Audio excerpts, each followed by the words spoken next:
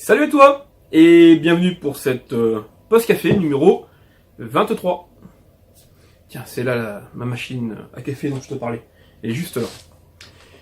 Alors, petit correctif, la voiture de Tesla ne s'écrasera probablement pas sur Mars. D'ailleurs, c'était pas prévu. Il était prévu a priori qu'elle se mette sous une forme d'orbite. Je sais pas si c'est orbite juste autour de Mars ou... J'ai entendu plein de versions, héliocentriques, entre Mars et la Terre. Voilà, donc a priori elle devrait arriver dans la ceinture de Von Allen, et puis on verra ce qui arrivera. En tout cas, c'est... Bon, j'en suis encore tout ému. Aujourd'hui, je te passe quelques images là, mais avant de te dire de quel film il s'agit, parce que peut-être que tu ne l'as pas vu. À chaque fois que j'en parle à quelqu'un... il me dit oh, ça a l'air génial, et il l'a pas vu. Donc voilà, je vais te faire un petit résumé. Attention, spoiler. Là, ce coup-ci, je vous dirai. À la rigueur, je vous dirai au bon moment, et puis je vous mettrai une petite indication sur combien de secondes ou de minutes il faudra zapper. Alors, on va parler réalité virtuelle et intelligence artificielle. C'est pas seulement deux domaines à la mode, c'est aussi deux domaines qui s'interpénètrent. Ils s'interpénètrent dans plusieurs films. Bon, vous allez penser forcément à Matrix, mais je vais vous parler d'autre chose. Je vais vous parler de Star Trek, parce que moi je suis vraiment un très très gros fan de Star Trek, et pas seulement du dernier Star Trek Discovery. Alors Star Trek, c'est vraiment une immense saga. Hein. On a les Star Trek... d'origine, avec Kirk et Spock, mais ensuite on a eu les Star Trek Next Generation, avec Picard, ensuite on a eu les Star Trek Deep Space Nine, ensuite il y a eu les Star Trek Voyager, après il y a eu les Star Trek Enterprise, avec Scott Bakula de Code Quantum, et dernièrement donc, on a le Star Trek Discovery. Là je vais vous reparler de Star Trek Voyager, même si la technique holographique existait déjà dans les deux précédents. C'est peut-être dans Voyager où c'est le plus exploité, c'est le plus approfondi.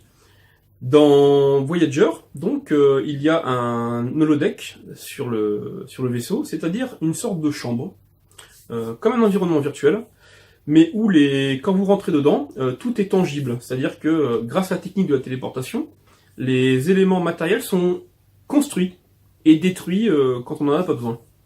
Donc c'est vraiment du tangible, c'est pas de la simple, c'est pas juste mettre un casque et puis être dans un environnement qui est purement virtuel. Là non, on est bien dans une technique holographique tangible. Et puis donc dans cet univers, il y a un ensemble de personnages, et ces personnages en fait sont des intelligences artificielles, plus ou moins conscientes de leur état. C'est-à-dire que ça arrive effectivement que dans la série, hein, je parle, certains prennent conscience de leur cas, notamment le Moriarty du Sherlock Holmes, mais bon, il y en a eu d'autres, hein. Et puis certains en fait pensent tout simplement être des êtres humains, quoi. Ils se posent même pas la question. Alors on a même dans Star Trek le docteur holographique, c'est-à-dire qu'au lieu d'avoir un médecin à bord, eh bien il y a un médecin qui est une intelligence artificielle, mais qui agit de façon tangible.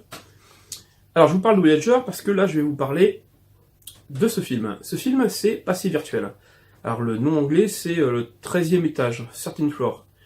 13e étage, pour les anglo-saxons, c'est... Je sais pas si vous avez remarqué, souvent en tout cas, on a des immeubles où il n'y a pas d'étage numéro 13. Il y a même déjà, quelquefois, pas d'appartement ou de chambre numéro 13 dans des hôtels. Là, donc en fait, ça signifie le côté secret. Donc ce film, Passé virtuel, est basé sur un livre qui s'appelle Simulacron 3. Alors je pourrais vous donner l'auteur, mais là il faut que je reprenne mes notes parce que... Simulacron 3, donc, en fait, donc livre qui est paru en 64, de Daniel F. Galouille. Alors je sais pas si je le prononce correctement. Enfin bref, vous tapez Simulacron 3, vous allez trouver. En plus, il s'avère que j'avais lu le livre assez jeune, et quand je suis tombé sur le film, effectivement, ça m'a paru tout de suite évident. Alors, dans ce livre, on a l'expérimentation d'un monde totalement virtuel, avec une simulation d'êtres humains. Et donc, le livre explore la possibilité donc de simuler entièrement des populations, des personnes, etc. dans une grande machine, qui est le simulacron. Et la question que pose le livre à un moment donné, c'est qui des expérimentateurs ou des êtres simulés habitent une réalité. L'histoire de ce film, Passé virtuel, c'est exactement ça. Je crois que c'est sorti avant, oui, ça doit être sorti avant Matrix. Ce qui est intéressant dans ce film, c'est qu'on ne reste pas qu'à seulement 2 niveaux. Alors, avant de vous parler de ça, je vous raconte juste déjà le synopsis. Tout du moins le début. Après, je vous dirai, il faudra zapper. Si vous voulez voir le film, en tout cas. Dans ce film, alors c'est un Fuller, je sais plus son nom, c'est le personnage là qu'on voit l'image, qui a conçu un environnement virtuel un environnement qui simule totalement les années 30, qui était en fait sa jeunesse. Et dans cet environnement virtuel, il y va régulièrement, alors pour passer du bon temps aussi d'ailleurs. Bref, c'est une sorte de comme un jeu vidéo. Et il a un associé qui est Douglas, un jeune qu'on revoit régulièrement à l'image. Et ce Douglas reçoit un jour un appel qui lui dit attention, j'ai une nouvelle épouvantable, incroyable. Seulement, Fuller, le créateur de ce monde, meurt entre deux, assassiné. Et Douglas est celui auquel on pense c'est lui qui en tout cas qui est pour l'instant inculpé, puisque c'est l'associé, et puis bon, il avait tout intérêt à ce que Fuller meure. Sauf que bon, pour lui, c'est son mentor, c'était quelqu'un qu'il apprécie énormément. Donc il décide de rentrer dans ce monde virtuel, puisque le message, il sait qu'il y a quelque chose d'incroyable, d'épouvantable, apparemment, une réalité, quelque chose. Il y avait un message, mais il l'a pas eu. Donc il rentre dans ce monde pour obtenir ce message. En cours de route, il croise la fille de Fuller. Alors bon, c'est son mentor depuis des années, il avait jamais su qu'il y avait une fille. Pourtant, a priori, il le connaît relativement bien. Et il y a tout un jeu qui se fait. Et là, c'est à ce moment-là que tu te décides, soit tu vois le film, soit tu zappes à la minute que je vais écrire quelque part. Bon, maintenant, spoiler. Qu'est-ce qui se passe, en fait? Il apprend qu'il y a un personnage dans ce monde qui a pris conscience de son état. Normalement, ce sont tous des intelligences artificielles, des logiciels, quoi. Mais il y en a un, en fait, qui a observé Fuller et qui a compris que, de temps en temps, il arrivait dans ce monde et il repartait. Alors, ce qu'il fait, c'est qu'il réussit à remonter au niveau dessus. Puisqu'en fait, c'est un système de connexion neurale, et puis, en même temps, le cerveau, ce qu'on peut écrire dans un sens, dans le film, on peut l'écrire dans les deux sens. Donc, la conscience, il se l'injecte dans un des joueurs qui rentre dans cette matrice, et donc il remonte un niveau au-dessus. Donc le tueur, parce que c'est lui en plus qui a tué Fuller, le tueur est dans le monde réel, et plus dans le monde virtuel. Douglas apprend ça, mais il apprend aussi, il tombe sur un message qui lui dit si tu veux découvrir la vérité, il faudra que tu l'apprennes par toi-même. Ça ressemble à Morpheus. Hein. On est vraiment avec les deux pilules. Donc, comment ça? Eh bien, tu prends telle route, tu poursuis, et à chaque fois tu verras. Il y a quelque chose qui t'en empêchera, il y aura des barrières, il y aura plein de choses qui feront en sorte que, en temps normal, tu aurais repoussé chemin. Non, tu vas à fond et tu vas jusqu'au bout. Donc, il prend sa voiture, et à un moment donné, alors on voit pas ce qu'il peut voir, hein. On voit juste sa tête, on le voit sortir de voiture, et là, la caméra change, et on comprend pourquoi il a l'air super étonné. C'est qu'il regarde le monde, il est arrivé aux limites du monde. Et tout le reste, en fait, c'est une simulation informatique. On voit des lignes, un peu comme sur une 3D filaire, on voit des données passer, voilà.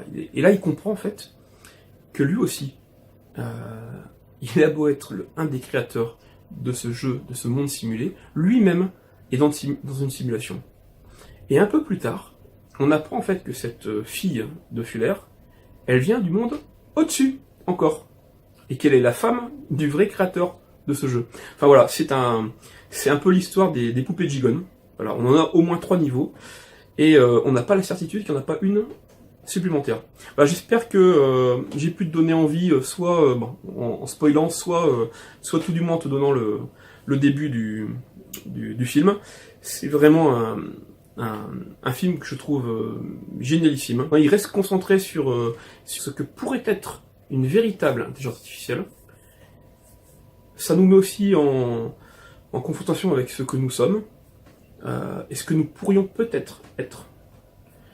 Et ça nous donne la dimension aussi du monde virtuel. Voilà, bah écoute, la bande-annonce, je vais le mettre dans le descriptif. Donc le film, c'est Passé virtuel. Il est assez ancien, tu devrais le trouver relativement facilement, je crois même l'avoir vu en entier sur YouTube. Maintenant, je te propose... Hier, je te disais dans la description de la vidéo que je n'aimais pas la neige. Bien sûr, c'était une autre neige que celle qui tombe en ce moment. Je te propose de faire un petit tour chez moi, voir Biquette. Voir Biquette et ses amis au milieu de la neige. Et c'est assez joli. Coucou Biquette. Oh, il neige, hein. Montre que t'es en bonne santé à tout le monde. Montre que t'es en bonne santé à tout le monde. T'as bien récupéré ma Biquette. Hein. Ah. Oh, ça va mieux. T'es encore un peu maigre hein, quand même. Hein. Pas à manger davantage.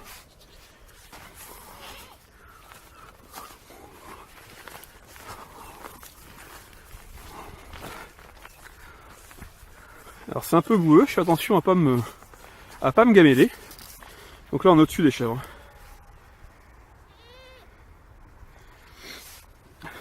Ah bah c'est bien agréable quand même de ce temps-là. Pour la maison, puisque tout l'enduit est en terre, donc faut venir le chercher jusqu'ici. Voilà, ça c'est une sorte de petite... un trou qu'on a creusé, qui se remplit d'eau. Alors voilà le jardin. Le jardin, on sait même pas à quoi il ressemble en fait là. On arrive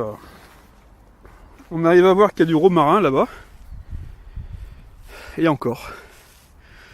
On distingue pas grand chose. Les petites bosses que vous voyez, c'est parce que c'est de la culture ce que j'appelle la culture en lasagne, en permaculture, c'est le fait de superposer des couches de terre, de végétaux, de débris, de bois, de plein de choses en fait. Qui fait qu'il y a une sorte de fermentation qui se fait à l'intérieur, qui dégrade rapidement tout ce qui est bois et autres, mais qui produit aussi une petite chaleur. Alors, en enrichissant le tout, ça permet de faire aussi de la culture pas hors sol, mais presque.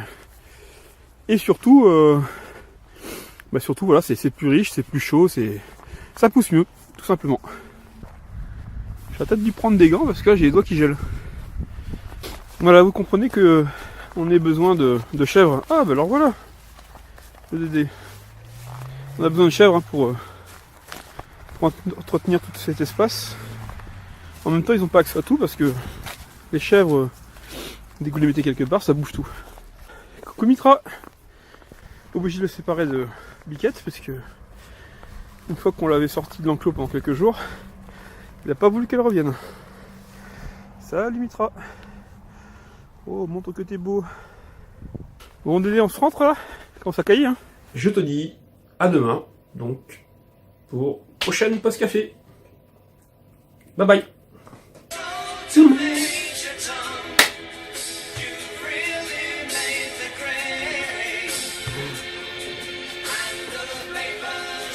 To know